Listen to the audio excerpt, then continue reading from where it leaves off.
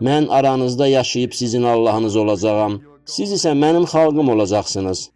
Amma bunun baş verməsi üçün biz onların içindən çıxıb ayrılmalıyıq. Kəlam yazır. Aralarından çıxıb ayrılın. Murdar şeylərə toxunmayın. Mən də sizi qəbul edəcəyəm. Biz dünyadayıq, amma dünyaya məxsus deyilik. Biz Babildən çıxmalıyıq. Onun üzərinə dağıntı və cəza gəlir. Allah Musa kimi peyğəmbər yetirəcək. İsrail xalqında Musa və Musanın qanunu var idi.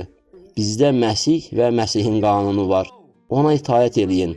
Məgər bilmirsiniz ki, haqsızlıq edənlər Allahın padşahlığını irs olaraq almayacaq?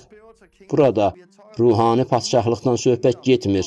Biz göydən enəcək əsl padşahlıqdan danışırıq. Yeni səma, yeni yer, səmavi Yerusəlim, Eden bağı. Haqsızlıq edənlər Allahın padşahlığını irs olaraq almayacaq.